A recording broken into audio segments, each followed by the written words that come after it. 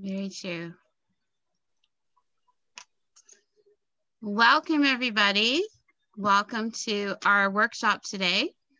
My name is Nicole Perryman. I am one of the co-members of Kajenga Wellness Project, and I'm here joining me is Anita. Hi. Yourself? I'm Anita. I'm also one of the co-found members of Kajenga Wellness Project. So before we start, we'd like to do a land acknowledgement. Anita, if you wanted to do this one, I'll do the other one. Okay. Sorry, let me just put this down. Kajenga Wellness Project acknowledges the lands and people of the Mississauga of Scugog Island First Nation. We are thankful to be welcomed on these lands in friendship. The lands we are situated on are covered under the Williams Treaties and the traditional territory of the Mississauga, a branch of the Great Anishinaabe Nation, including Algonquin, Ojibwe, Ottawa, and Potawatomi. These lands remain home to a number of Indigenous nations and people. We acknowledge this land out of respect for the Indigenous nations who have cared for Turtle Island, also called North America, from before the arrival of settler peoples until this day. Most importantly, we remember the history of these lands has been tainted by poor treatment and a lack of friendship with the First Nations who call them home. This history is something we are all affected by, as we are all treaty people in Canada. We all have a shared history to reflect on, and each of us is affected by this history in different ways. Our past defines our present, but if we move forward as friends and allies, then it does not have to define our future. Thank you. Kajenga is Swahili for build. And so with Kajenga, we pledge to continue building our community as our ancestors have done. We honor the Creator who has made all things and our ancestors who sacrificed for our survival and persevere through unspeakable trauma. We create space for each participant to ask what they need from this workshop today and to open their hearts and their ears to hear and to open our hearts to be able to move forward. Our Black community has continued to experience repeated trauma and racism. We acknowledge our ancestors who were forced into slavery and to build North America without compensation. We acknowledge our ancestors who fought for freedom, equal rights, and pay the right to vote, to partake in society, and to feel safe in their homes and their community. We acknowledge that Canada has denied these rights repeatedly, and we're here in solidarity as we present to you. I'd like to introduce you all to Alethia Cadore, if I'm saying your name properly. She's a registered psychotherapist from the Canadian Association of Registered Psychotherapists, licensed child and youth care practitioner, and she's a member of the Ontario Association of Child and Youth Counselors. She currently holds a master's degree in education from Central Michigan University.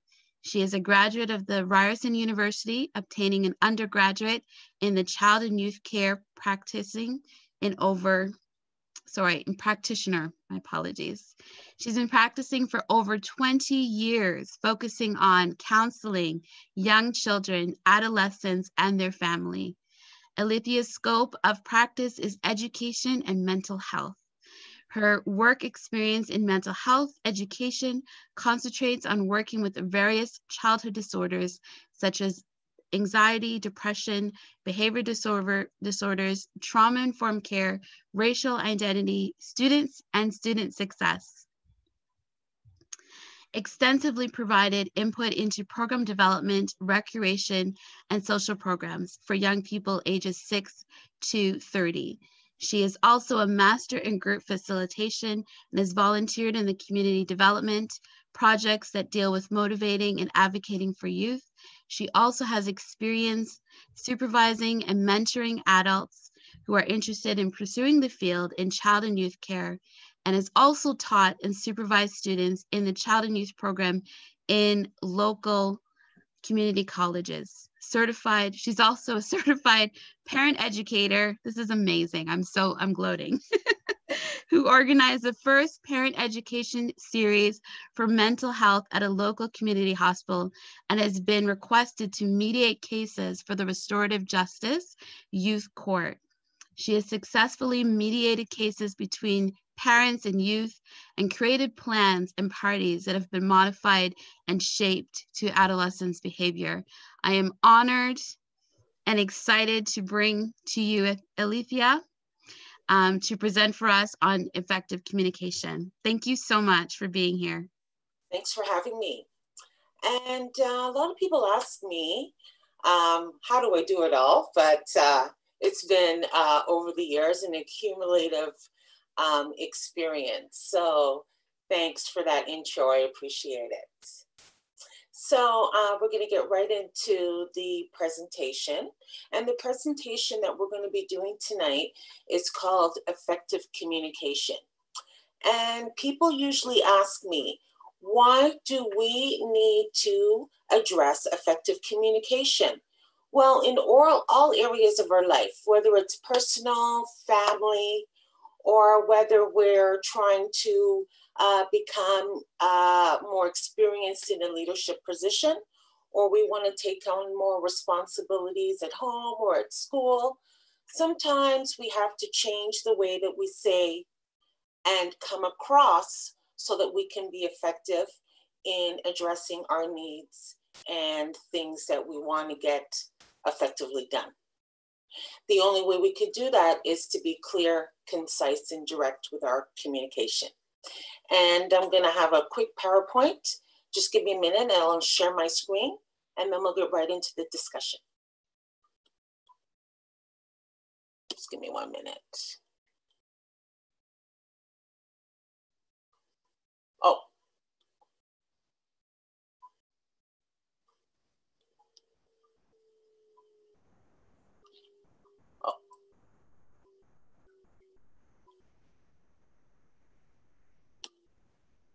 Just on my side, as I said, it's disabled for screen sharing, but let me in.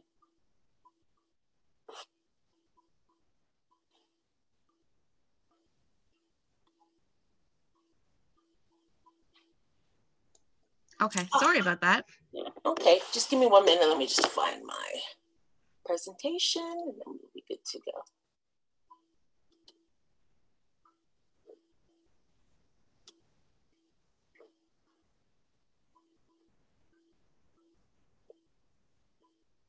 And can you see it? Yes, we can see it. Yes, yeah. Okay, so just want to get it on full screen.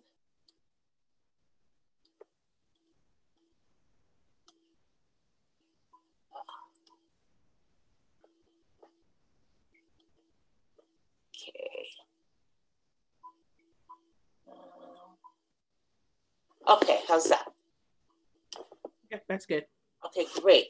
So when you look at the first diagram, it does state effective communication. And what we want to do is just remove the barriers of what can cause our communication to become jumbled or misconstrued or misunderstood. And we want to make sure that the person that we're communicating to on the end heard our message loud and clear. And if you look through the diagram, it says the source, which would be whoever's sending the message, right? It goes through a certain amount of processing before the person on the other hand can receive it. And we're going to talk a little bit about what could be those barriers that cause us to misunderstand things and how we can move towards better communication.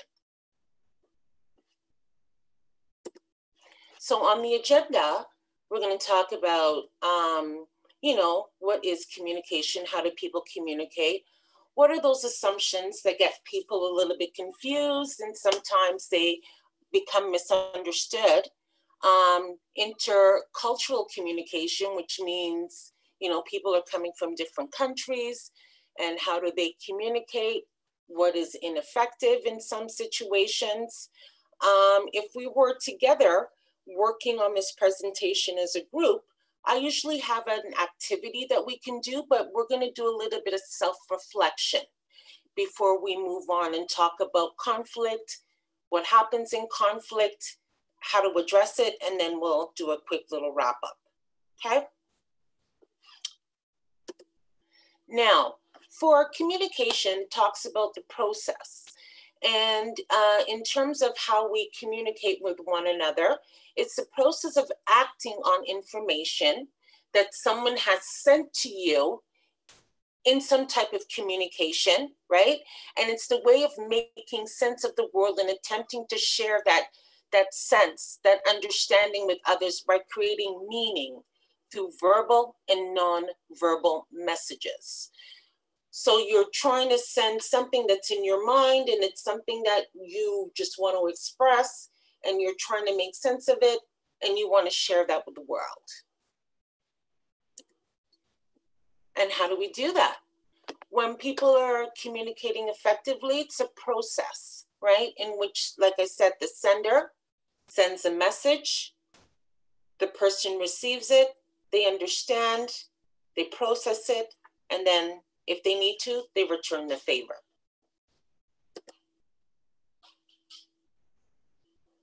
So when we're communicating, what usually gets in the way of us really clearly understanding what someone's saying? When we're listening, sometimes we could be in a rush. We could be multitasking. And sometimes we usually make a mistake, and sometimes we assume that, hey, someone gave me a message and hey, I was rushing and I think I heard what they said, but hey, sometimes we make the mistake of assuming that others value the same things we do. And what we might find is important for that person to hear and listen and receive,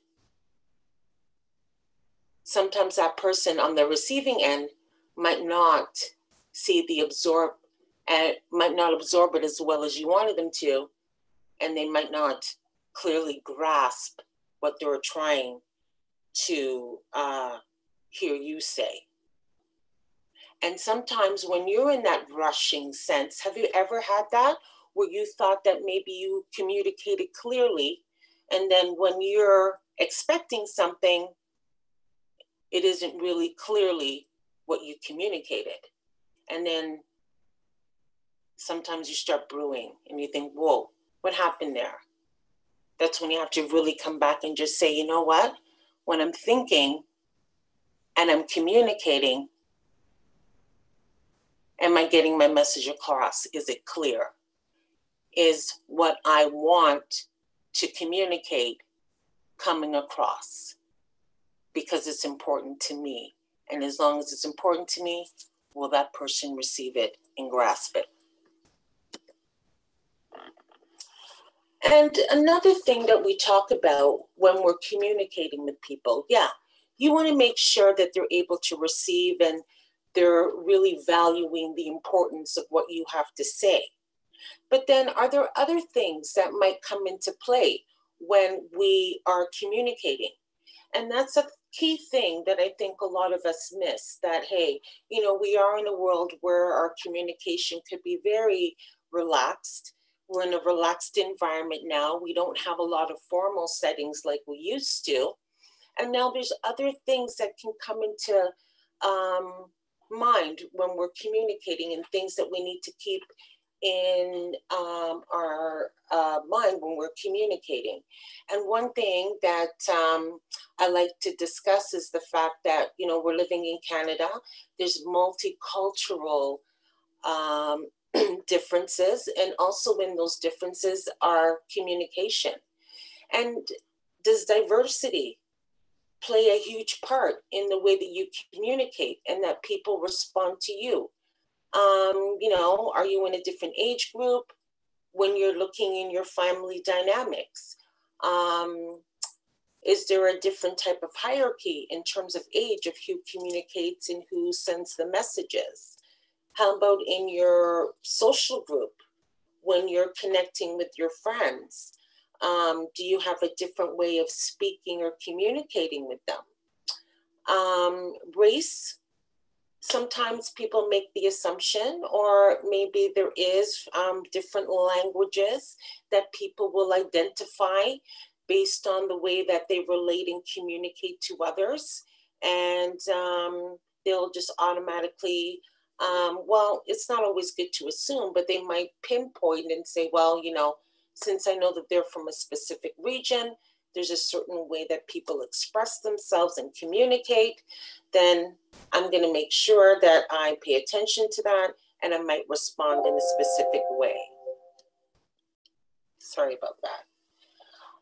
Also, in terms of class, which would be hierarchy, or maybe a social structure that you might belong to, that people speak in a different way, in a different level when they're communicating with certain levels of government, orientation, language, and also with religion. So when you're communicating, have you noticed that people use specific words or specific tones that are related to these areas? And sometimes we have to be aware of that so that we know how to adjust our language. And again, just tying it all in together in terms of intercultural communication and communicating with people not only from different regions, but different age groups, different backgrounds, different levels of the community. Can you notice or observe some times where, you know, there might be some miscommunication in a group of people based on those different ranges of diversity? And what we like to pay attention to is when we're working with different groups or you're working with different cultures, it's really important to pay attention to listen and to respond. Even though you might see it as a challenge, but there might be some key nuances or some nonverbal communication that you can pick up that might be consistent, or maybe it's something that you've observed and you're like, oh, I'm going to keep that for note. So the next time that I'm involved in engaging in some type of communication, that I'll pay attention to these nuances or nonverbal language, and that might help me feel more comfortable when I'm engaging in a different group. So it's always good to listen and respond and observe and see what comes up in those times when you're engaging with someone new or you're getting involved in a new group. And even though we do see that we're living in a multicultural environment, you know, there are many differences in how two people can communicate. And that's why it's always good to observe and listen and just, you know, if you get the chance to question or observe or document these observations, just notice them. And that the next time, you know, question it so that you can get a full range of understanding, not just your assumptions that could be wild for so many reasons and might lead to misunderstandings and misconstrued thoughts.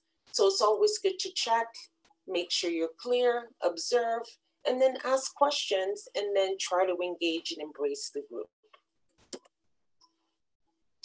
Now, I did have a video on things that could be considered ineffective communication, but I think we're pretty clear on that. And that could be considered in many different environments when people might have a situation where things weren't communicated clearly, or maybe there was a command or the tone was not clear. So we're going to address that. And then maybe if we have some time at the end, then I could show you the clip of the differences between someone having a communication that could be clearly misunderstood versus a communication that be very clear. But then we're going to pay attention to the nuances. We're going to pay attention to the body language. Also, the differences in diversity. Is there a difference in the age? Is there a difference in the cultural background? or maybe it's in a different position of authority, because then you know their tone and their mannerisms would change. So when we have time, then we'll show that clip. Now, I call this an activity, and if we were in a group, we would discuss this as a group amongst each other, but I want this to be our self-reflection piece. And let's start thinking a bit the way of our community and how our community is so diverse. And we have so many different languages that we can use to communicate with one another. Yes, we're using English because we're in Canada. However, if you are from a Caribbean or an African background or from another cultural community, you might be aware of or speak another language in your home. Or maybe you might communicate with other different international students, or be in an environment with different people in your workplace. And there might be some challenges in the way that you understand each other. And sometimes those challenges come in the forms of communication.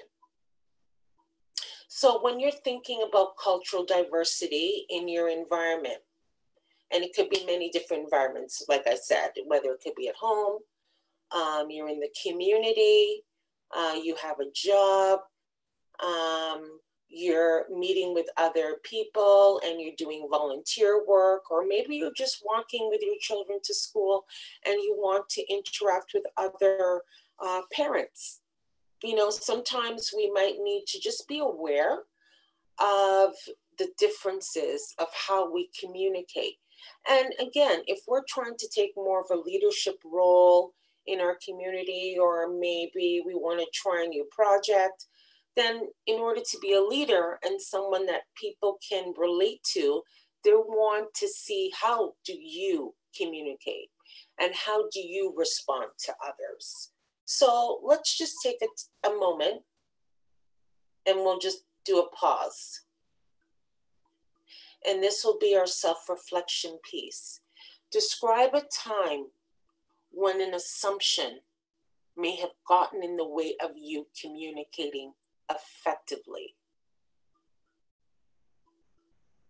And I think it's important to reflect on that piece, because when we're living in a home with multi-generations, sometimes that generation gap, because of language and communication and the way that we express ourselves, can cause some conflict and tension in our home. Or maybe we're at school and something happened in the hallway, someone bumped into someone, and then there was a misunderstanding there. I can share something that happened to me when I was shopping at a department store. And I had a friend that just had a baby, and I thought, okay, I'm gonna grab some items and put together a basket.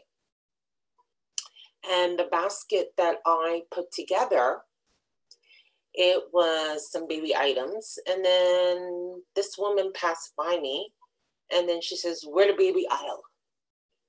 And I said, "The baby aisle." And she was looking at the stuff, because I had, some baby stuff. And I said, "The aisle." And I said, "Oh, okay, so it's like number 7, but you have to go way in the back." And then she started laughing. And then I thought, what? Oh, because I had something in my hand and she was pointing to my hand, but I was too busy trying to give direction. And then when I turned around and she started laughing, and then I thought, okay, let me laugh a little bit. I didn't know. She said, "The oil." And she looked in my hand and I had the bottle of oil. It was baby oil. But see, where I'm from a different part of the Caribbean, and we say aisle. So I thought she meant, going somewhere down in room number 7. And that's where I was directing her. She said, "No, it's this, the oil." I said, "Oh, okay." So then I was just explaining to her that it's still in that section, but, there's different types that you can get. And then she thought, "Oh, okay." And I just gasped, because I thought, normally I'm really good when I pick up certain accents. But for some reason that day, you know, I was looking and so focused on, you know, getting some items that I misunderstood and I didn't hear her. And then when she started to point, and then I thought, oh, okay. And then I was able to laugh. But I was really upset about it in the beginning because I thought, you know, I'm trying to help, and I'm that type of person. If someone approaches me, you know, I want to give them the best that I can. And then I was so distracted. And then she was able to clarify for me. And then we moved on. But see how things can just get a little bit misconstrued. It was that easy for me to assume that I knew what she was talking about. And then luckily she was able to clarify. And then I was able to help her with her need. So let's start thinking about that sometimes when we're connecting with people, just giving them some time. Let's absorb it. What are they trying to say? They could be from somewhere else. They might be using a different language. Let's try to take some time to absorb that and then respond. We'll move on. Now, in terms of our knowledge, and I think I've already said it in my example, right? So in terms of improving our communication, when we're engaging with people from different backgrounds or different age groups, you know, how do we get to figure out if there's a misunderstanding or we're not really clear? We have to try and increase our knowledge, right, in our background. So we're going to be listening more, asking questions. For me, remember, I was asking when you go back to the aisle, I was pointing in a direction and then she pointed to me, and then that was my clue. And then I knew exactly what she was talking about, and then I was able to help her. So, right, we look for the clues, establish where she wanted to go, and then I directed her. Or you establish a common ground, you know, maybe there's something you're discussing and you're still not getting through. Hey, you agree to disagree. Maybe you need to take a break, come back to it, and then try and process it again. And then in time, these are skills that we develop of learning how to gauge and interact and respond. And once we become really good at it, I call it a skill because, you know, in time, we all try to improve. So it's something that we can improve over time. We're meeting with more people. We're understanding their needs. And then in turn, it helps us develop those skills. And then we can increase our participation in engaging in different groups. So the more you engage and try it out, then the more you feel more comfortable approaching people and interacting and engaging. And again, when we meet with people for the first time, or we're in a new group, or we're going to be joining something at a school, or maybe we're doing some online communication since everything is online now. How do you feel comfortable in those groups? Do you have like an automatic red flag that goes up and you're like, well, danger? Or do you try and ease into your communication with others? And these are just some pointers that I usually just put up for people that have some anxiety, or they might have some difficulties amplifying their voices, or they feel pretty shy, or, you know, it takes them a while to warm up to people when they're in new environments and engaging with people for the first time. Like, am I comfortable to express myself right away? Does it take me time to warm up? Do I automatically have assumptions as soon as I walk into an environment and I'm not going to talk to this person, or do I try to push that aside and say, I'm in a new country, I'm in a new environment now, I'm going to be more open when I'm communicating with others. I'm going to look for some commonalities and differences. Hey, we're in the same age group. Oh, we like the same music. You know, maybe we won't look at it as a cultural thing, but in terms of needs and interest and, you know, things like that that can bind and engage people. Or do I just not say anything? And, you know, if someone's you know, annoying or I'm having a hard time understanding, I'm just there and I'm not saying anything. I'm not sure how to assess it. So, you know, these are just many different ways that people go through stages as soon as we approach a situation. We either have our guard up, we review, and then we decide how we're going to proceed and how we're going to engage with that person.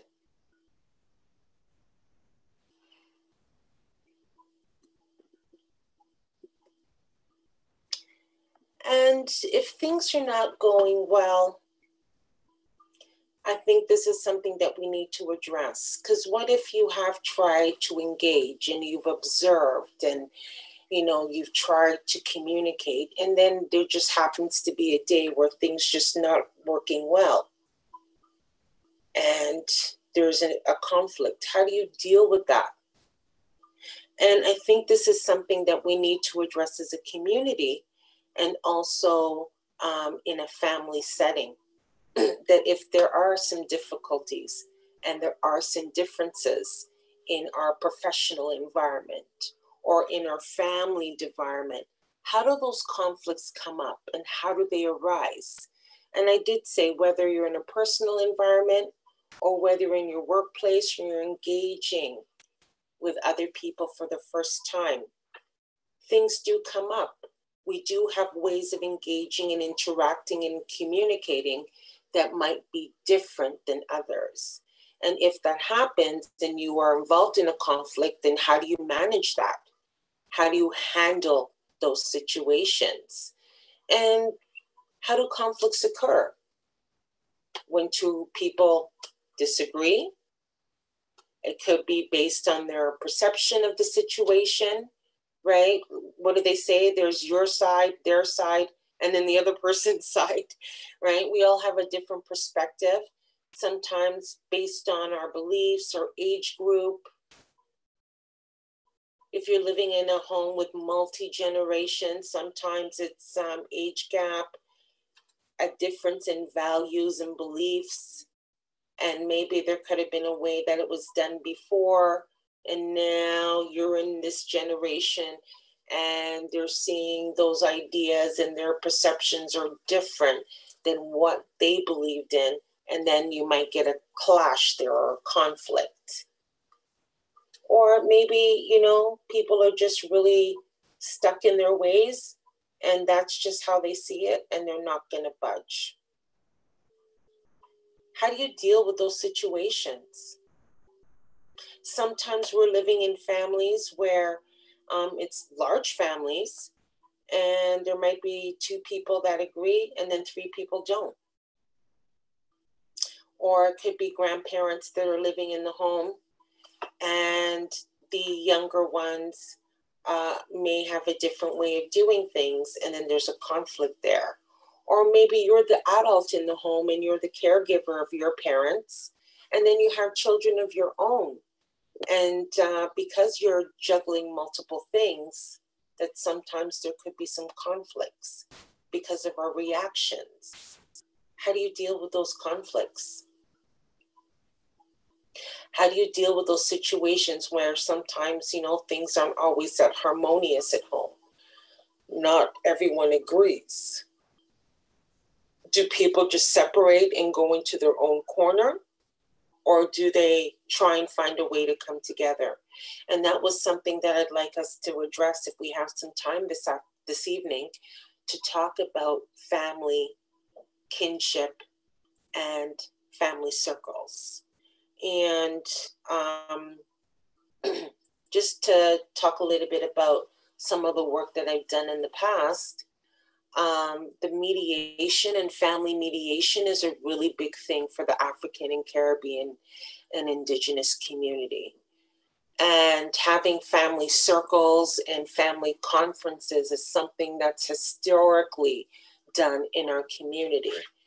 And having done some restorative justice training and looking at the roots of restorative justice, which is an Indigenous principle, that's how people dealt with misunderstandings and disagreements, the families would come together, and the two people that have the conflict would have their support within their family circle, but they would have time to share what the disagreement was, what caused the opposing side to not see it their way. If there's more than two people involved, the community comes together in terms of the kinship, the uncles, the aunties, the cousins. If that didn't work because there was too much internal conflict, then it would go to the outside community healers, or it would go to if you believed in the religion of the shaman or the priest or the church, if you needed to resolve a conflict. But most of the things will be done within the family circle. And it doesn't necessarily mean the mother and father, but someone that understood the dynamics within the family and that could offer a balanced perspective so that they can see their way. Again, if there's two more people involved, someone intervenes in the family, they resolve the conflict. If it's intergenerational conflict, then it would be someone that well knows both sides and can understand the generation gap to come in and do that work to mediate between the family. And I have had experience in Toronto, in the GTA, doing that work, and it's very effective, especially for our community. And again, if we're going to be going back to the structure of how we deal with conflict and misunderstanding, sometimes, what we say about crisis, it can become an opportunity. And it doesn't always be seen as a bad thing. We always can see it as a way to handle a situation. It's observed, and it's also something that we can learn, and it could be transformative. And I think during this time of the COVID, even though there could have been some situations that we've heard of where it could have been very unsafe for family to engage in any type of conflict, then we have seen the other end where families that were in conflict become more cohesive because they were able to deal with some situations that they may not have had time to because people were busy, and they were able to move on with their conflict and try and find some other way to resolve things, and it became transformative for them. So that now when there's a situation at home, they're able to communicate and transform the way that they relate to one another. It also gives you a really good time to, create some healing within the family. And things will be less stressful in the relationship because now you've improved those challenges that were barriers. And now you're able to get together and, maybe it's not as harsh as it was before. Maybe it's not as stressful, but you're working on it and you're trying to find different ways to get your message across. Sometimes when we have a misunderstanding, that's the point to just sit back, clarify the situation and get a new perspective. And you know what? Sometimes when you feel like you're deadlocked and you're not able to come to an agreement, sometimes, that's a good way to recognize that, hey, maybe at this time I'm overreacting or I'm emotionally reacting. I'm just not in a good headspace. Maybe right now, it's something small, squash it, or maybe I'll just take some time to think and then I'll come back and resolve it so that it doesn't lead to a potential more serious situation. And family violence, and we know that there's an increase during times of uncertainty or just with more stress and tension. And I want people to know that there's intervention out there and support if you feel there's no way to communicate and it may become and safe. And again, I'm just talking about, conflicts and how things happen. Sometimes you don't always agree. Personality conflicts, like we said, you just don't click with the person. In our culture, people will say, my spirit doesn't take that person. There's just something about them just doesn't mesh with you. And that could be a trigger, could cause a potential problem. Again, when I talked about values or beliefs, some intergenerational issues, or maybe there's something that the person had said, I'm going to get my delivery by 8 and it didn't come by 10. And you know that your core value is to make sure that you're deliver on time. That might not work, and there could be a difficulty there.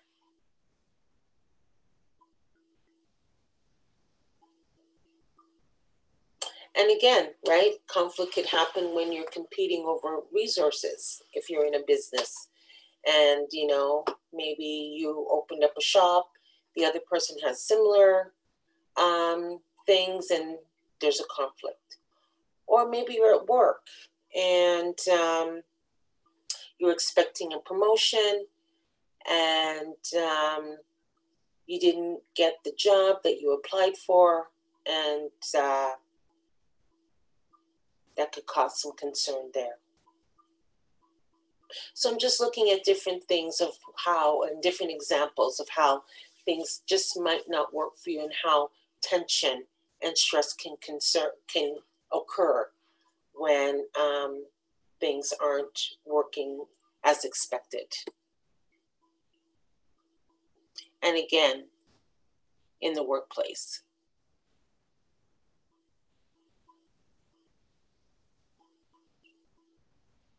And again, understanding that when you're working in certain environments, that we have to be aware of the language, or maybe the way our writing style. Sometimes it could be just the way that you want to address a certain situation. And if that person's not clear in receiving that information, causes a conflict. So, we're just looking at those different areas. We're looking more deeper into what can cause that conflict. We're digging deeper into looking at different areas of where communication and not being clear can cause some barriers in our business, and also in our family life if things aren't organized and people need to know, hey, where are things? Where do things fit? Where are our goals? What direction are we going? The person that needs to communicate, the leader, the person that's responsible for making things clear and making sure that people are aware of what they need to be addressing. All those things need to be clearly communicated.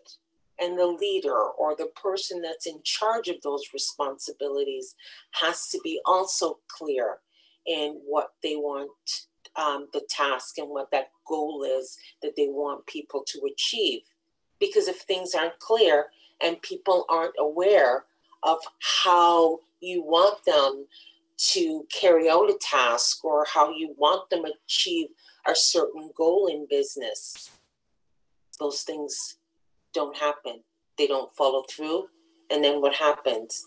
The team regroups. People see that there's a conflict. What happened? They break it down and they move on from there. Same thing is like when we're at home. If things aren't communicated clearly, what happens? There becomes differences. People are not clear in the direction that they need to go.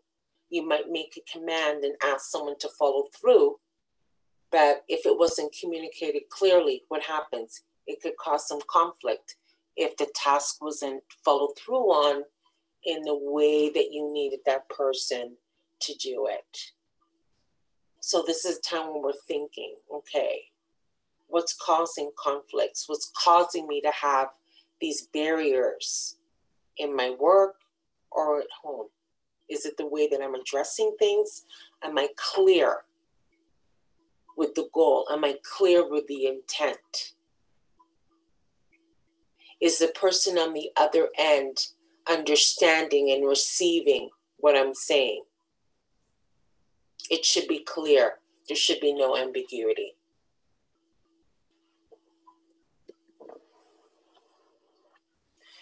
And leading up to things being clear and being able to communicate clearly when you're addressing things. Why is it so important to do that? Why do you think it's important to address if there's a misunderstanding? Why do you think it's important to address if a business plan wasn't executed, or a teacher gave you a lesson plan and it wasn't followed through on, and that can cause some barriers and that can cause some tension? Why do you feel that we need to address it? Well, two reasons, right? If you want to excel and you want to be considered in a different role, then people need to understand your communication style and how you deal with things. And that's what we talk about when we say interdependency, our ability to accomplish our objectives. It depends on the cooperation and assistance of others.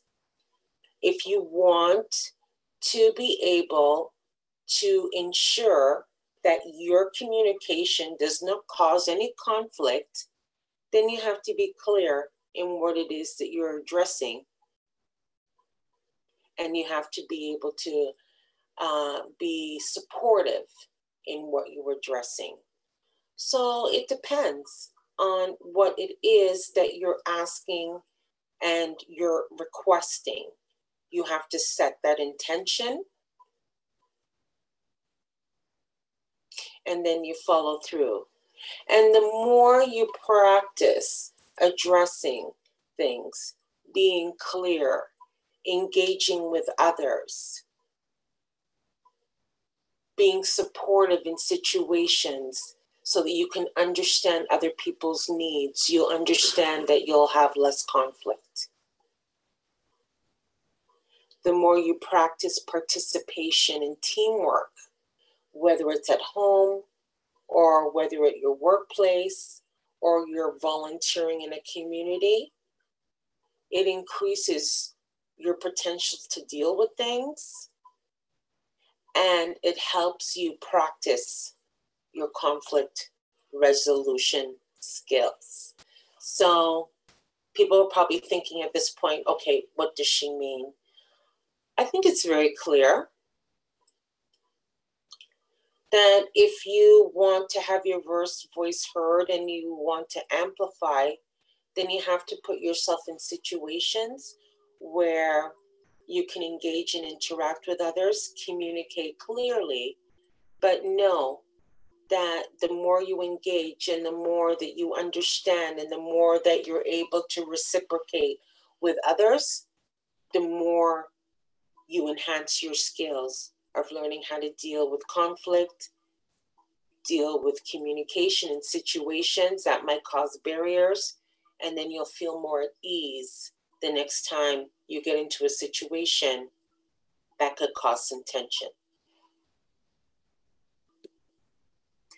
Now, just going to take a little break, and I'm coming to the closing of my presentation, and I see that I have quite some time just to go through some of the other things that I wanted to discuss. And how are things so far? Okay, well, I'll continue. I just wanted to take a little break there. And you're doing a good job, Alethia. Great. Any Very questions informative. so far? Yeah. And I think for people, you know, this is something that I really want to dig into where our community is concerned, just about getting back into the way that we communicate and the way that we do things. Sure. And even though, you know, we're in families and people are really busy and we have a lot of things going on, sometimes we really need to learn how to schedule that time to engage with one another, to communicate, and just to take that time to check in. And I think sometimes that just to check in with others alleviates a lot of stress. For sure, for sure. Okay, so I'm going to continue. And it'll just be a couple more minutes, and then we'll open up the floor for questions. And before you continue, I know that Nicole had wrote it in the chat, but I just want to let the attendees know that if you do have any questions, you can put it in the chat or in the question and answer, and Alethia will answer the questions at the end of her presentation. Great. Thank you. So, yeah, we'll continue. Now, this is the part that I find quite interesting, because a lot of people try to do a lot of self-reflection at this time. And then they also try to understand the interaction of their family members or people in their workplace. And there's ways of dealing with conflict.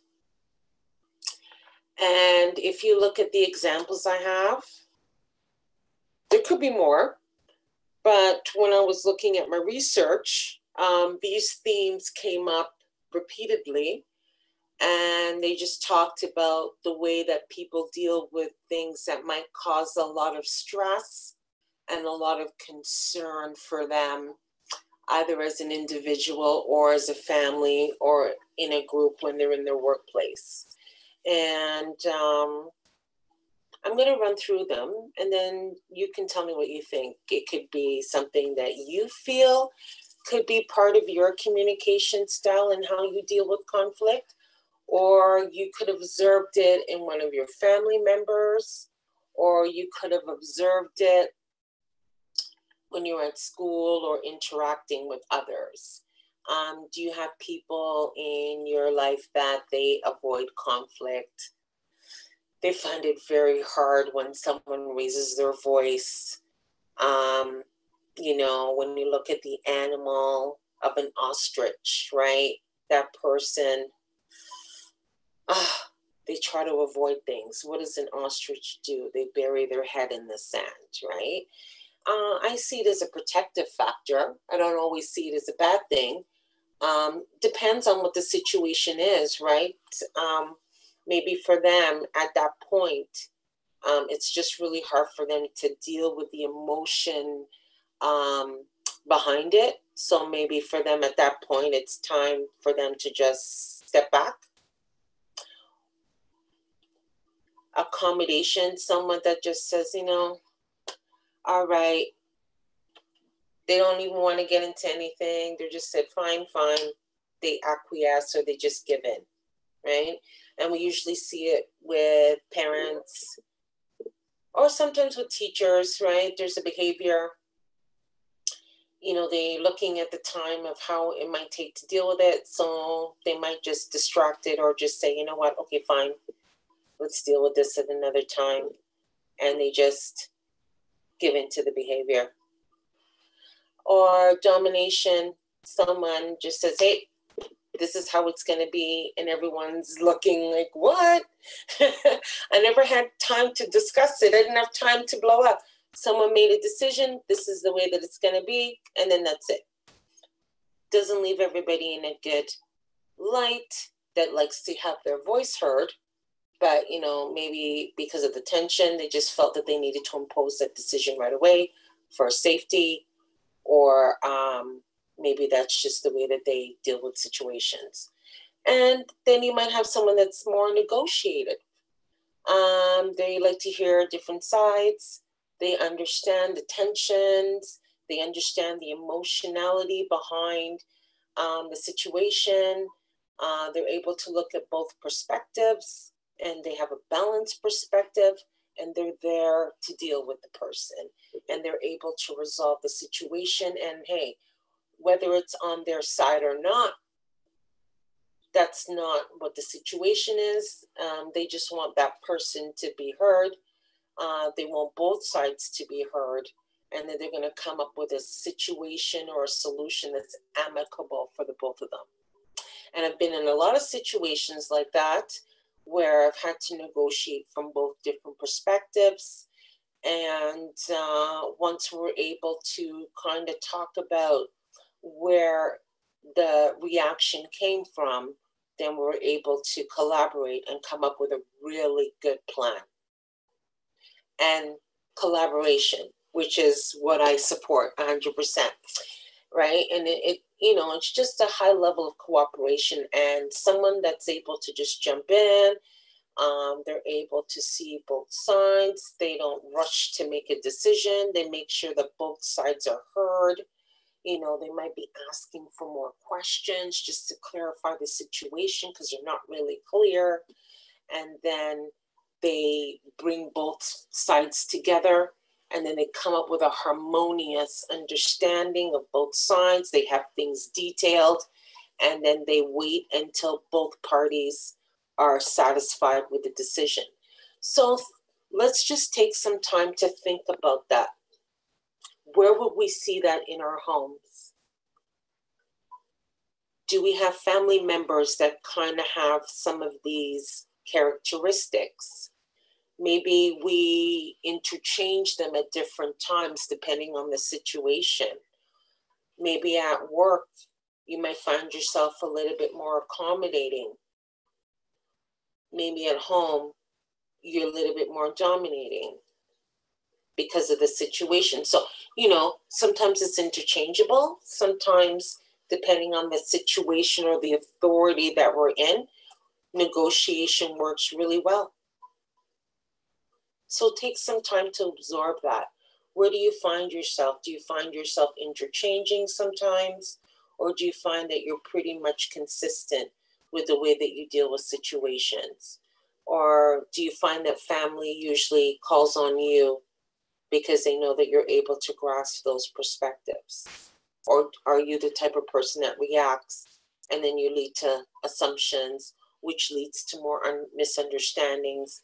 Then you have more conflicts. So where are you? We have a few questions. I don't know if you want to answer some now, or do you want to wait till the end? I could ask a couple. Okay. So one of them came in, and the question was, what suggestions do you have for helping people who have family members who make mean statements when they are angry all the time? Good question. Well, for family members that make statements, well,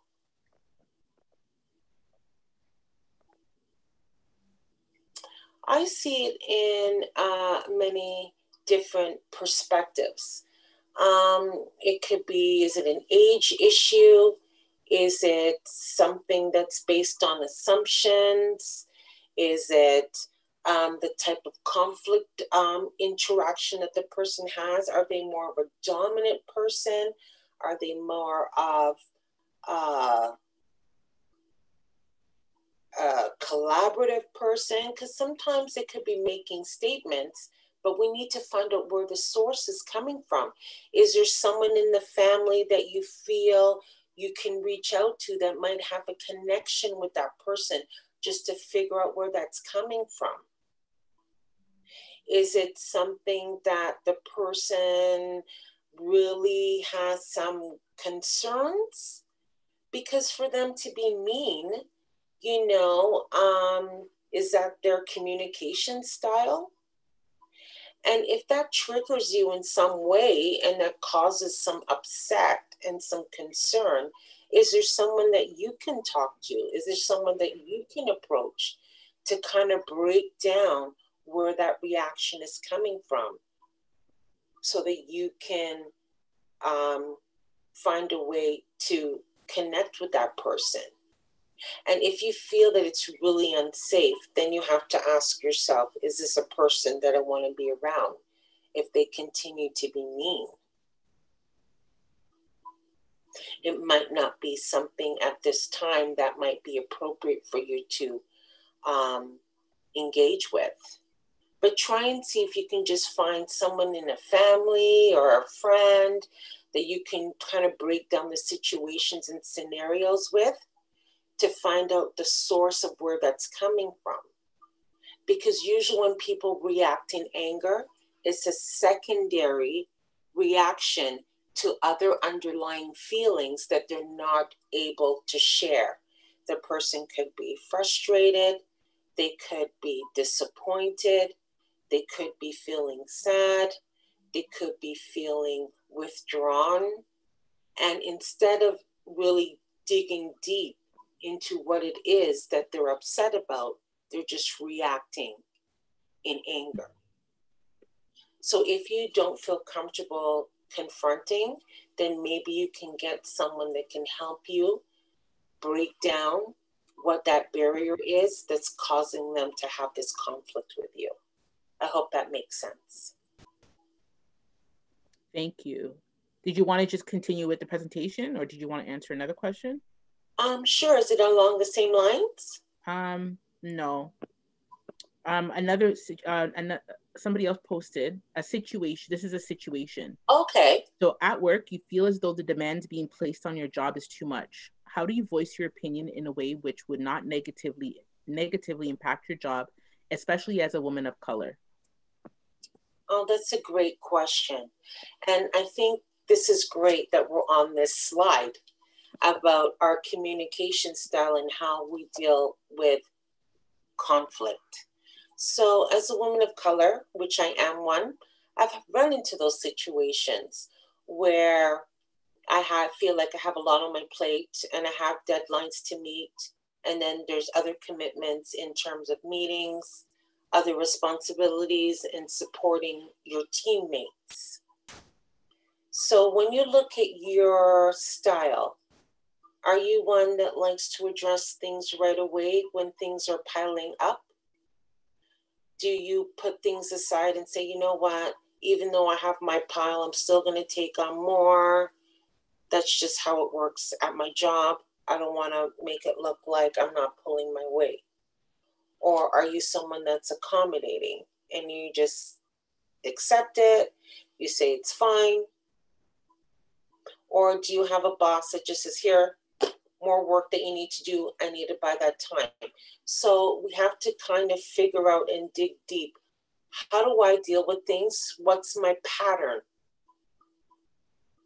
And then once I'm able to observe what's going on in my environment in terms of how people interact with me, can I get to that fourth piece? Can I start to negotiate with that person? Is it something that I can call a team meeting with my colleagues and just say, hey guys, I'm just finding that my workload is getting a little bit more. Is there something that we can do to work together? I'm not sure if you work in a team like that, where you have meetings that people can just start assessing and looking at workload and then ensure that you can communicate with your team that you need to have a lighter load, or if it's just one person that you talk to directly, which is your boss. Is there a way that you can schedule some supervision time? Is there a way that you can either write down what those concerns are and why you feel overloaded? But before you do that, have you looked at your schedule just to see if you have enough time in the day to manage the expectations and the intentions that you set for the day? And if you see within your own schedule that, you know what, I've tried to juggle some things around and it's just not working out, then yes, you have to start detailing the information and writing it down where you feel those concerns are. And then you have to find a way to either enlist some support from one of your colleagues to address the issue and see if there's a way to get around it, or you have to go directly to your boss and supervise some time and discuss how you can collaborate. And that's what we're going to be saying to our boss. We're not just going to say, yo, I can't do it, I'm overworked, right? We're going to find a way to negotiate without having any expectation that, you know what, I can see that there's certain parts of my job that I'm having a hard time managing. And I need to know if we can collaborate on a way that I can manage my time effectively, reduce the stress, and still feel comfortable coming to work. So you're going to have to look at your style of how you address conflict and find someone to support you in executing your intention and what you'd like to see change.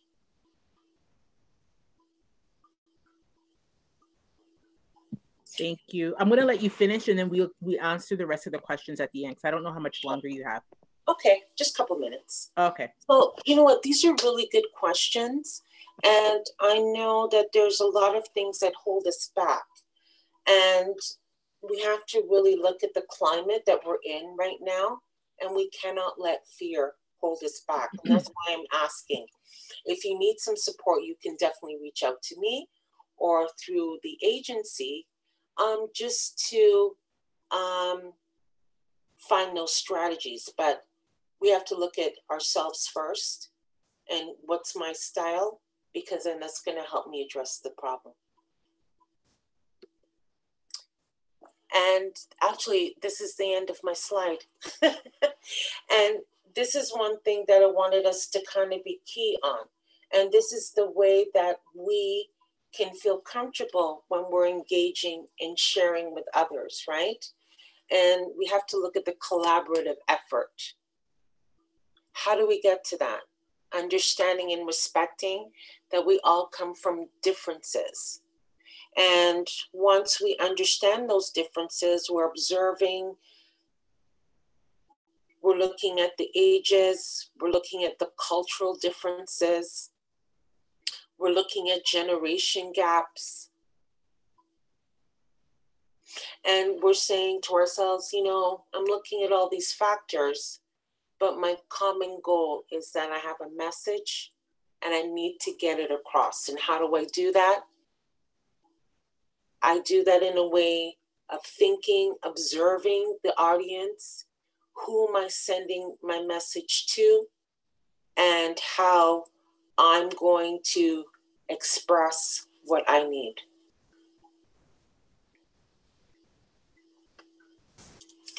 Assertiveness. I mean, this is something that we all work on from time to time, and it's our level of comfortability. And I am going to be running another workshop in a couple of weeks about how to reduce our stress and to be more mindful. And that's one thing, that if we're going to be communicating our concerns, we have to be aware of the time and the place that we're going to be communicating and how we're going to be addressing things. And creative problem solving. And this is, you know, comes into your workplace, like I said, right? You're going to enlist some of your colleagues that you feel comfortable with, and you're going to see if they can help you. You don't have to tell them all the details. We can just say, hey, I'm struggling with something. And, you know, if you're feeling overworked, or how would you handle it? Or, you know, you're saying, well, you know what? I am going to talk to my boss. I'm a little bit nervous, but let me think about it. Let me be more mindful. Let me write down a plan of how I'm going to approach the situation. Then, you know, spend some time thinking, okay, well, these are different scenarios. Is it good for me to connect with them in the morning? Or is it better to connect with my boss in the afternoon? When I'm overworked myself, is it a good time for me to be reaching out to people? So you just want to have a good, clear plan of how you're going to tackle the situation. What if there's a family conflict at home? when you're with your family? Does the time of day and the way that you're going to approach the situation, does that make a difference when you're working at home and you're looking at solutions, or there's conflicts going on at home, no one's getting along, right? We could still apply the same skills. Well, I'm going to look at what's happening. I'm observing the differences with my children. I'm observing the differences with my partner. I'm observing the differences within myself. Is this a good time to address the situation? And then we try and focus on that. And then we're kind of breaking down, well, I've worked with this person before. I know how they're going to react. I think 7 o'clock, that's not a good time. Maybe I'll do it before lunch, and then I'm going to have my time to talk. I'm more comfortable. I've just had something to eat, or maybe I watched a good video and I feel more relaxed. I can approach the situation.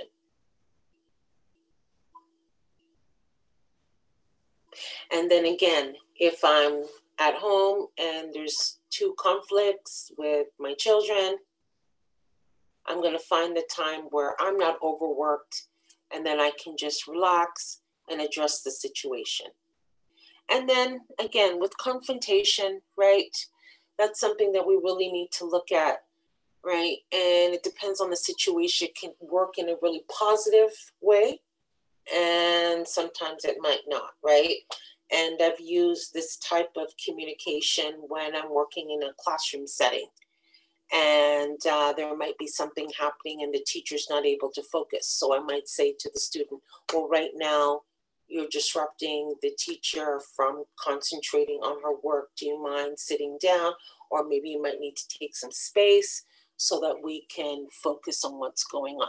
So in that way, I'm not challenging them by saying, oh, you're making too much noise, get out of my face. I'm just addressing that right now this behavior that I'm seeing is not appropriate. And then how about if we address it at another time, and you're redirecting that behavior. So you're not doing it at a time where you're overreacting, you're feeling angry, but you're addressing the situation and the behavior. You're giving them some feedback, and then you're going to come back at another time and follow up. So just to conclude, I talked about what communication is, how we send and receive information, what can cause barriers in our communication, what causes conflict, intergenerational ways of dealing with things, and also how we can collaborate and negotiate and have some understanding from others, so that when we're communicating with them the next time, we can reduce the amount of conflict. Thank you so much. Time and space is very important when we're dealing with things. Thank you, Alethia. That was a really great and informative presentation. Thank you so much. We do have a lot of questions, quite a few questions. Wow, that's really great. Really good questions. So we will do the questions right now. Just to attendees, again, if you have any questions that you would like to ask, you can put it in the chat or you can put it in the question and answer box. Okay. So this question is from Tahira. How can someone who usually uses accommodation to address conflict work to become more assertive and better at collaboration? Wonderful. So when I hear accommodations, am I thinking, are you referring to accommodations when you're in school and it's for specific students with learning needs, or just accommodation in terms of working in a group? I just wanted to get that clarification. She hasn't answered yet, so. Okay. Oh, accommodation as in conflict resolution style. Oh, okay, terrific. Okay, so then let me get to that. Okay, so when you're working with the group and you find that sometimes you just say, okay, and you just want to resolve a situation in that way.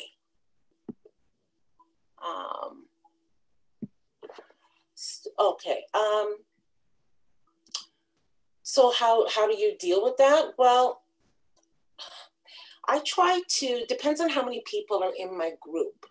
I try to get to know my group members individually and try to find some interest in likes and dislikes.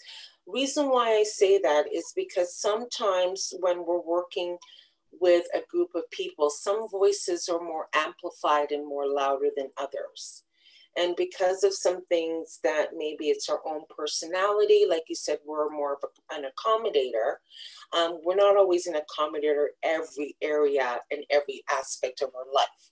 So I guess I'd have to ask you, what is it about this group that you feel that it's good to just give into this group and just say, yes, okay, guys. And if it is just to avoid any conflicts, then I'd have to say, well, have you had some time to actually get to know your group? When we're working in a group with people, we go through different stages: storming, forming, and then norming. And the storming is maybe 3-4 weeks up to a month. That's how long it takes when you're working in a group to get to know each other. If you're meeting consistently or if you're meeting weekly, you have to get to understand their style and your style. And there must be something in that group where you feel that you need to give it. Do you find that you take the leadership role in groups? Sometimes, if we find that the design and the style of how the group is created, people just naturally form into different roles. And why is it that you naturally fall into this role? So I would do a little bit of self-reflection, but then I also want to know the personalities of my group members. You might need to start forming some allies, slowly going to each group member just to get to figure out who they are and how they react in situations. And once you're able to understand that, then your style will change.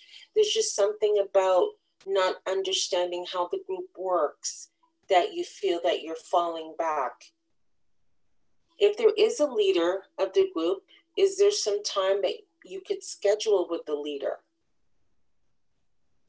to try and get an understanding of the direction? Because there must be something that people don't feel heard, or maybe you're not feeling heard, and then you're just falling off. So just try and look into that, do some self-searching, and see if you can reach out to your group members, form an ally where you feel like you can amplify your voice, and then connect with your group leader just to see the reason why things aren't clicking for you and why you feel that you have to fall back. Perfect. Thank you. I hope that answered your question. Thanks. Okay. This question is from Nicole. What suggestions do you have for healing when communication does not go well? Oh, that's a great question. Well, we have to really look at our intent. And that's why I usually ask before I approach a situation, what's my intent? Like, what's my goal that I want to achieve with that person for that day? And was it, the time? Was it the space that I gave from the situation so that I'm able to look at it from a different perspective before I start sharing and discussing, how that interaction made me feel? Or am I still in that emotional place? So if I find that I'm in that, I always look for some grounding techniques, something to get me out of my emotionality and to ground me into my here and now, so that the next time I have to deal with the person, I'm more centered and I'll know how to approach it. Because self-reflection happens all the time. And I know that once I'm in a situation, I always take that time and space to self-reflect.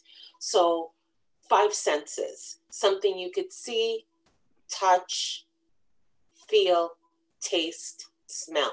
So what are those quick things that you can just grasp that's in your environment that can just ground you and bring you back to your present center?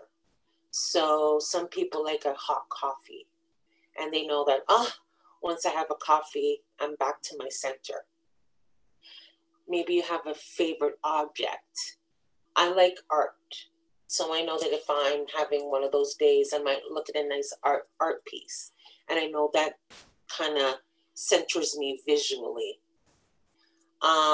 Maybe you might you're wearing shoes and they're really tight. And you just want to feel your senses, right? Getting back to yourself. You might take your shoes off. You might get your favorite lotion, something that just brings you back to your center to rejuvenate yourself and replenish yourself so that you're able to go back and deal with things in a different perspective. So anything that you can do that I call them non-clinically related activities. So things that make you feel good about yourself, that distract you, that discharge that energy so that you're able to self-reflect and then deal with your situation in another way. And, you know, some people use journaling because they feel that, you know what, hey, I was so emotionally reactive and high charged at that time, and I need something just to calm me down and ground me. So I'd rather express my feelings in a written form. I can review it because it's visual, and then it centers me. Perfect, thank you. This one is from an anonymous.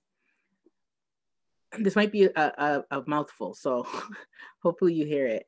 How can we encourage children to communicate with their parents about mental health concerns they may be experiencing? A lot of the times, these topics are taboo to talk about in the family because of the parents' beliefs, generational gaps, or religious beliefs, but these issues might stem from the family.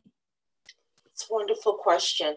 And that's a lot of the work that I've been doing over the past couple of months is just reconnecting families and understanding mental health and the mental health stigma, especially when it comes to our community. And the way that I do it is through non-related activity. So watching a movie. And there's been a lot of movies out lately about individuals struggling with mental health.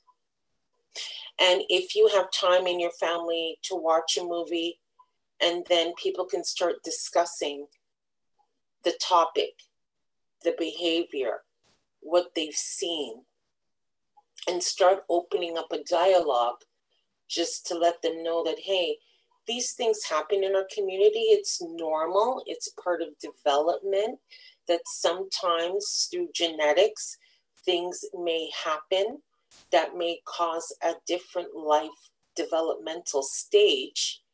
And then you're able to find some strategies in how to deal with it. Or maybe your family, they like to play board games or cards.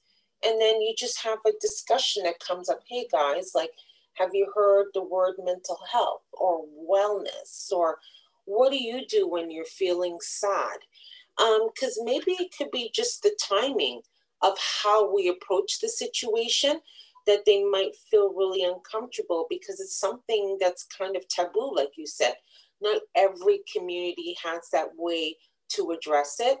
So I try to address it in a way that I'm not sitting down and giving a lecture. I'm playing cards and doing fun things. And then I'm using the language that's appropriate for the age group. Like, hey, when you're not feeling well, or sometimes I have a stomach ache.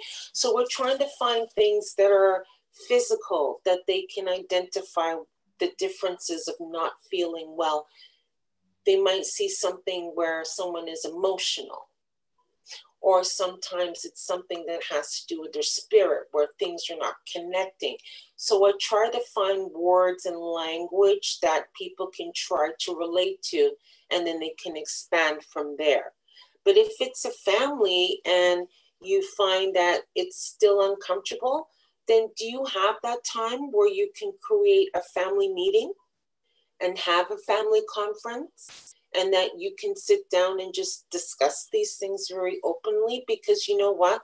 The reality is that when we're in our high school or elementary, these things are already going to be addressed in the school curriculum. So to me, you're just reinforcing things that they've already discussed. And I think what's going to be helpful to them would be to say, hey, I'm just taking that initiative. I'm sure you guys have talked about it in school. What does it mean when you're not feeling well? What does it mean to maintain your mental health and your wellness? Those are two different things, right? What's mental health and mental wellness? And maybe that's another way of approaching it, is just breaking down those definitions, figuring out what they already know, because it's probably already discussed, and then just have more open dialogue and discussion about what that looks like and what it looks like in the family. And I think that's just the first thing, is just opening up the dialogue, whether it's through an activity, maybe it's through a movie, maybe you might want to volunteer with your family through an agency and they can talk about it more. Or you might just say, hey guys, you know, show me what you know about this, or tell me what you know about that, and you'll be surprised what they do know. But the first thing is just to open up the dialogue and try to leave some type of indicator somewhere that this is something that you want to start talking about and that you want to bring the family together and start engaging. So start small, leave some identifying information, start dropping little hints there, but then maybe look for a movie, look for something where you see somebody struggling so that they can see it from a different perspective, and then ask them, hey, if this was happening in our family, what could we do to help that person? And maybe from that perspective, they'll be able to come up with some things, and then you can tie it into, hey, if this is something that happened in our family, this is what we can do as a collective, as collaborative people to help that person through it. And if you have any challenges, then feel free to reach out and we can support you in the steps of what you need to do to get to that part. Perfect. Another question was, what suggestion do you have for learning how not to take difficult conversations personally? Well, this is great because, you know, I'm a victim of that myself. I have those days when I'm just not feeling it and I'm not hearing it right. And, you know, I do have my reactive situations. And when I look back at those situations that have caused me to have some conflict, it's because, you know, my values and my standards of the way that I do things might be different, and it might clash with the person that I'm trying to communicate with. So this is when I just step back and I have to look and do some self-reflection. And I say, well, what is this? Is it, you know, just my own personal standards that I need to kind of accept and just say, okay, not everyone's going to be doing things the way that I do. And this is when I start to empathize and just say, okay, I just have to understand where that person is at. And for my personal structure in how I deal with it is when I start to reach out to a family member that I have a close connection with. And I would say, hey, you know, I'm struggling. And I've been through this situation. Like, what's your perspective? And that person would say, yeah, you're a little bit too hot when it comes to these situations. You need to relax. Or they might just say, no, I agree with you, straight up. This is how it needs to be done. But try and see if you could find someone that can help break down why you have that tension, why you're always having that conflict. But when we look at the list of understanding diversity, remember, sometimes it's age. Sometimes it's just standards and values in the way that we do things, and that causes a conflict. So look within yourself to figure out what it is that's causing you that tension, and then try to find someone that you can connect with And then if you feel comfortable just dialing up and calling the person, then, you know, connect with them. But I just like to take that deep breath, self-reflect, and then say, okay, I know what it is that's causing me the conflict. And then I'm just going to have to find a way to connect with that person and let them know. I'm just frustrated because I was expecting this and it didn't turn out. Or I was disappointed. I was feeling sad at the time. I was frustrated because I asked you to put the dish away and I felt that, you know, you weren't hearing me. So we have to kind of figure out, what was it? What was the barrier that was causing us to have that emotional reaction? And once we're able to remove that, then we can dig down into what those feelings are. Were you frustrated with the person? Are they disappointing you because that's not what you expected? Are your values clashing? Maybe the way they approached it, you wouldn't approach it.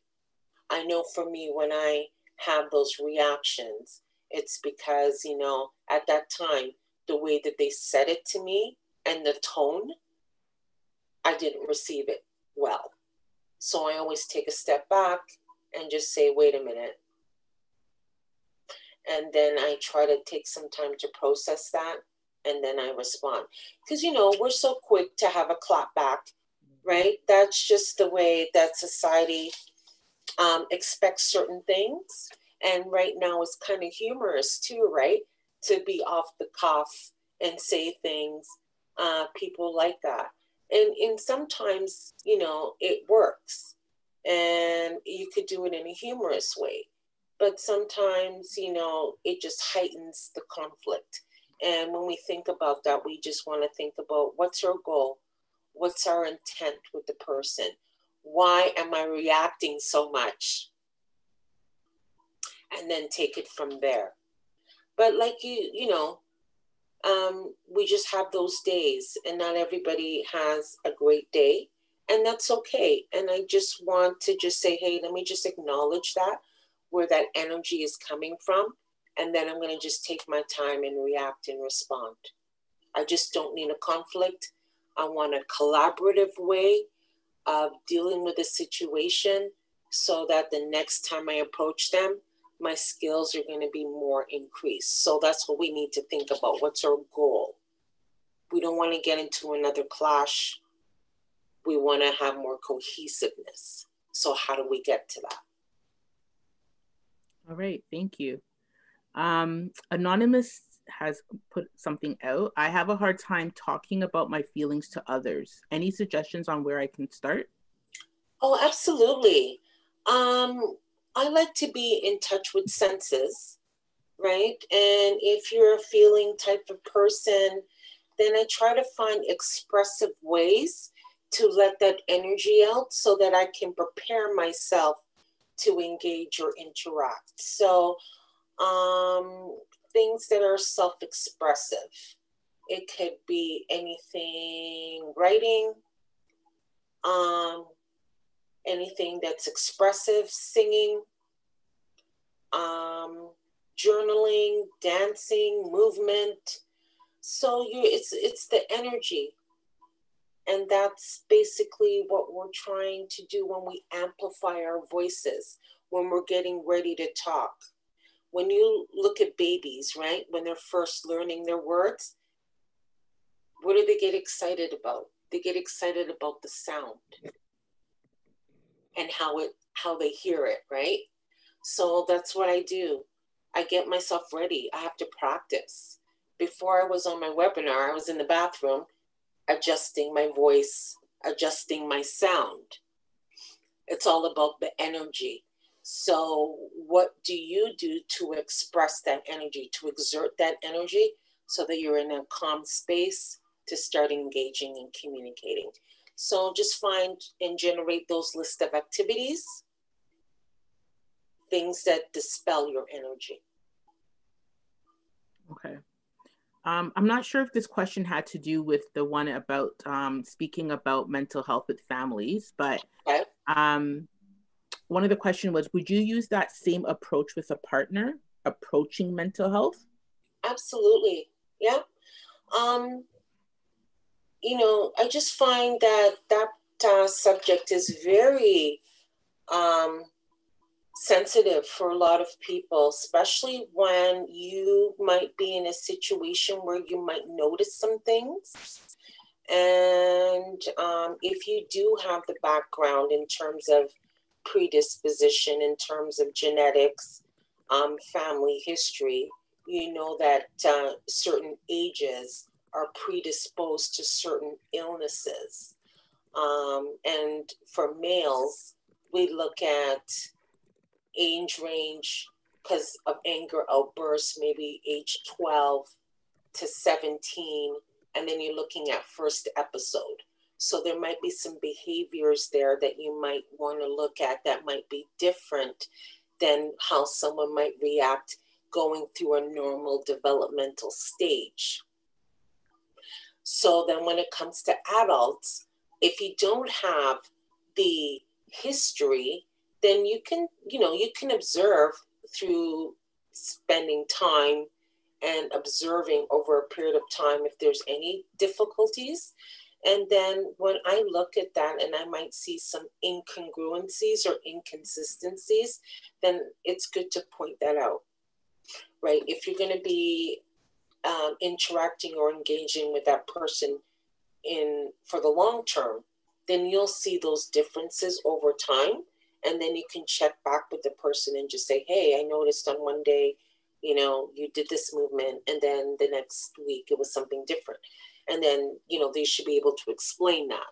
And then if they're missing time and gaps in space, then yeah, you should definitely approach them and let them know.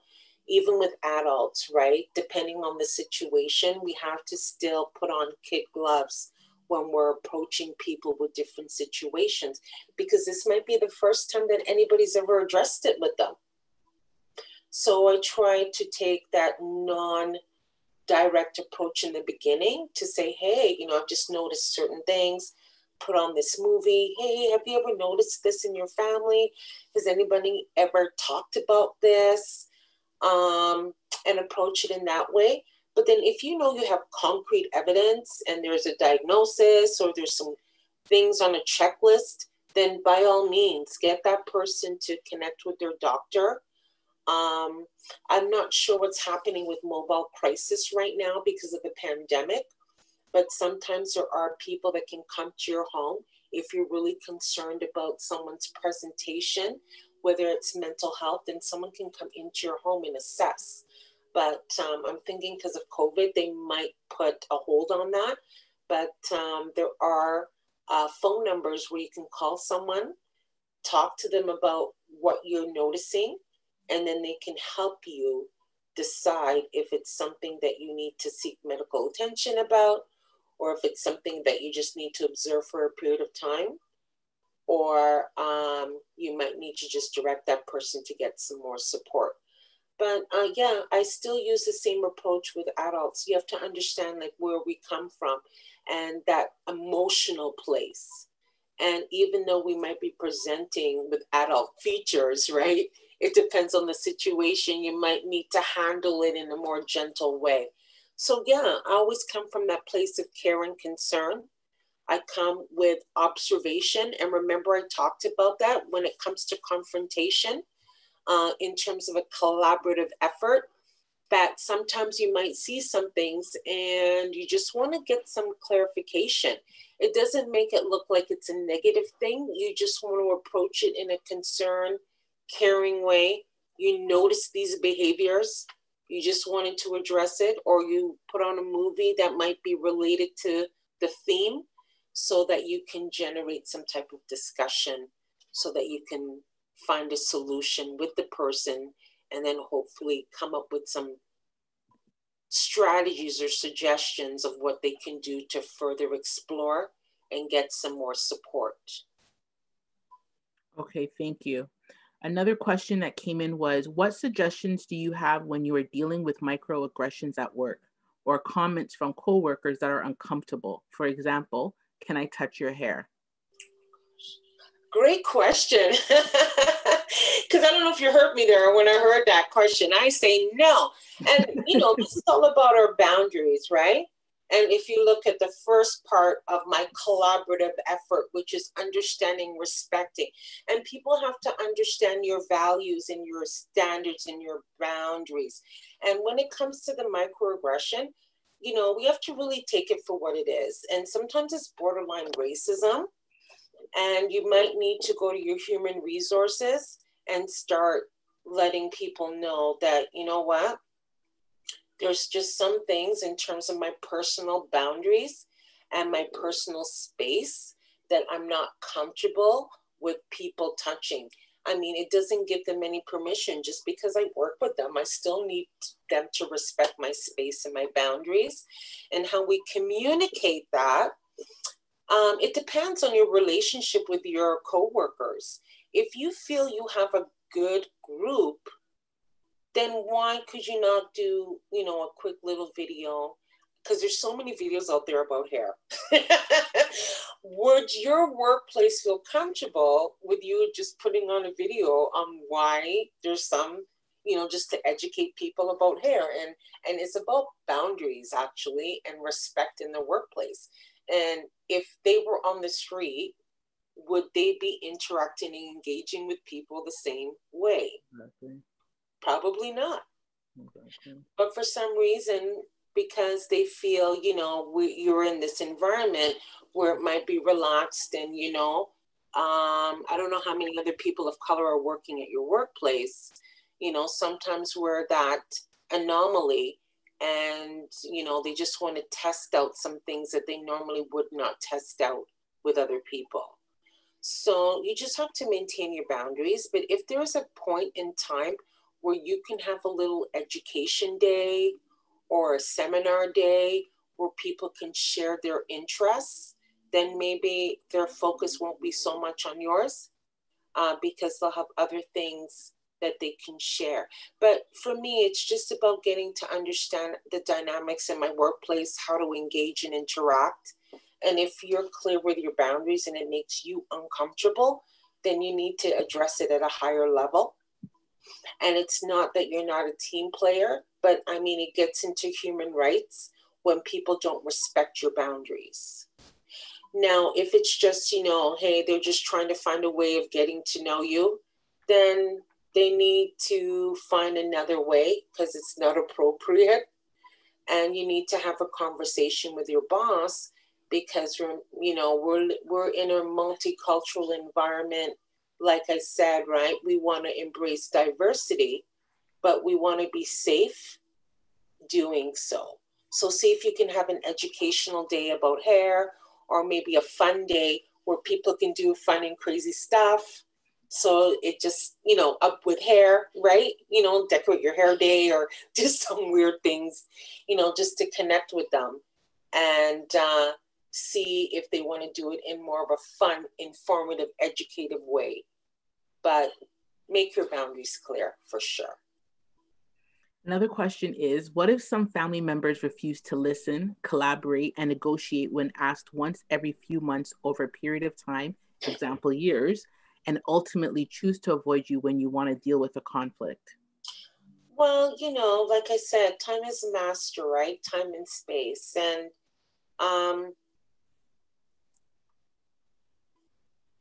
there's two ways of dealing with it. You know, if you really believe that it's really worth it in the end because it's family and that's your value, then you would want to engage with another family member to see if they can help you resolve the conflict. Maybe you might want to express your energy in another way, writing a card or writing a letter. You know, everybody's using voice notes now. Is that something that you might want to do? Write just do a quick voice note, a voice clip and send it. There's some strategies.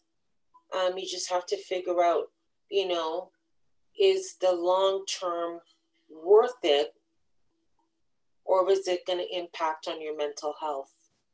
Because then if it's going to impact on your mental health, then maybe that's something that you have to really weigh and see if it's worth it. But we all want closure in the long run. And trust me, I've had a long-term issue myself with a family member, and I know eventually it's going to be resolved. I just think it's because of the energy and the emotion that we have behind it.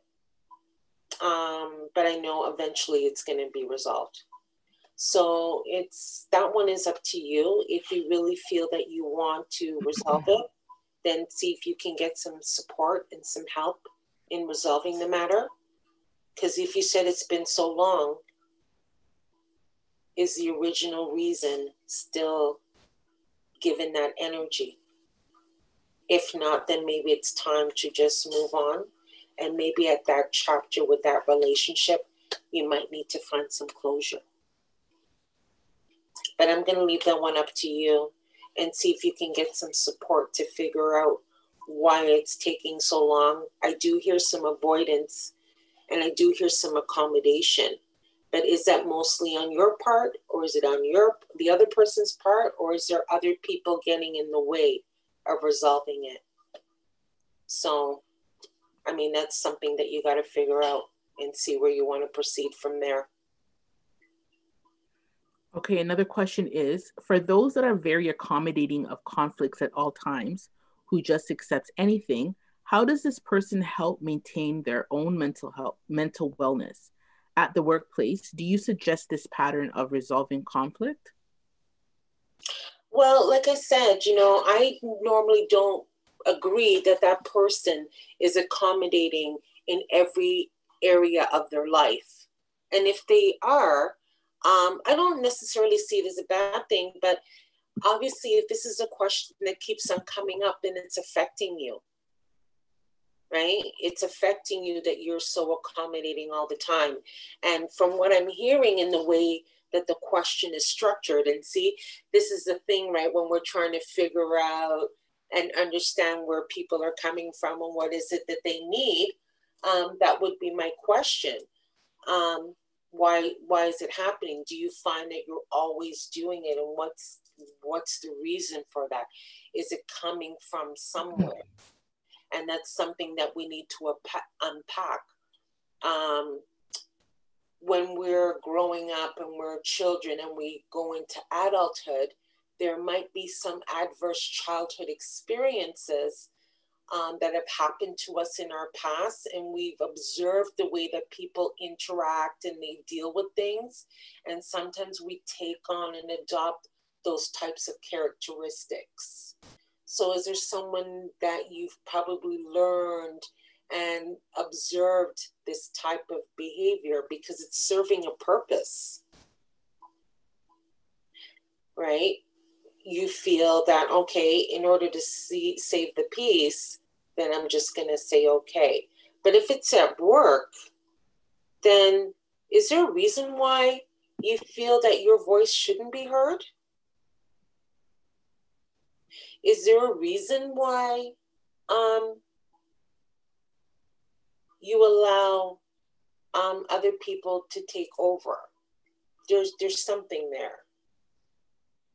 So I would just try to take some time to look through that and do some self-reflection. And then, if you want to learn how to amplify your voice some more, then you would need some help with that. And I don't see it as a bad thing, because we all need to practice how to amplify our voice some more. And I know that there have been programs like Toastmasters or places that you can go that you can enhance your voice and not accommodate yourself into many situations where you feel that you need to not have your voice heard. So that would be something that I would ask you to do, is just to think about that. Is there a reason why this is happening at work? And if it is there something that I can do, that I can seek out some support to help myself learn how to amplify my voice some more? Okay, we have two more questions. Okay. What is your, and this goes back to the self-reflection that you just talked about. Mhm. What is your suggestion for self-reflection if the person doesn't like to do journaling? Is there another way to help? Yeah, absolutely. I would have to ask them if they don't like journaling, what other things do they like to do with their hands? Because you're looking at focusing on getting the energy out. So it's something to release the energy so they don't have all those pent up emotions when they're trying to engage and interact with others.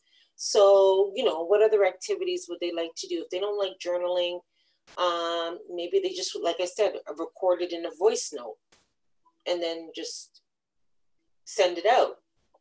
Or maybe they might want to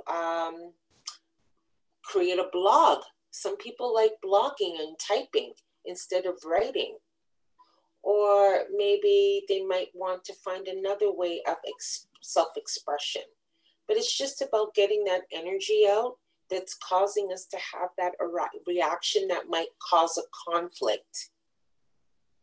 And once you get that energy out, then you're able to focus and then speak with intent and communicate. So, you know what? I just find that it's good to check with that person and just find out what other activities they like to do. Maybe they're physical. Maybe they like to just go out for a walk, and going for a walk helps them start to talk because, they're getting oxygen, they're shifting their focus and their perspective.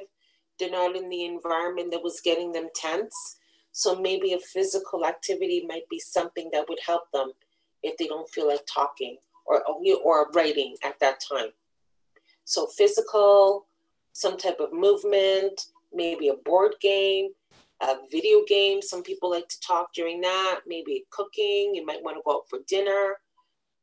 Many different ways of helping someone get out of their emotional and then just focus on what the issue is. Okay. And the last question is, can you explain why anger or sadness can impact our communication? How can we diffuse these emotions to communicate clearly? Wonderful question. And it's a great way to wrap up, actually. Just in terms of what we need to do, like I said, I always like to check in with myself. And we know what those signs are when we're emotionally reacting and what triggers us to have those feelings where we're feeling like we're not being heard. People aren't respecting us. Our values aren't being respected. Maybe our standards are different than the person. And, you feel like you're always in a locked in battle. Just got to take that step back. And you really just need to look at what anger is. And like I said before, anger is a secondary reaction to what our underlying issues really are. And sometimes it's better to react in emotion than actually addressing what it is that's concerning us. Are you worried? Were you frustrated? Were you disappointed? Were you overwhelmed? Were you feeling disappointed or disorganized? And because you weren't feeling like things were lined up for you, it caused you to have an emotional reaction, which led into anger and yelling and hitting out or throwing things. So that's what we're looking at. What is it that's underneath that surface?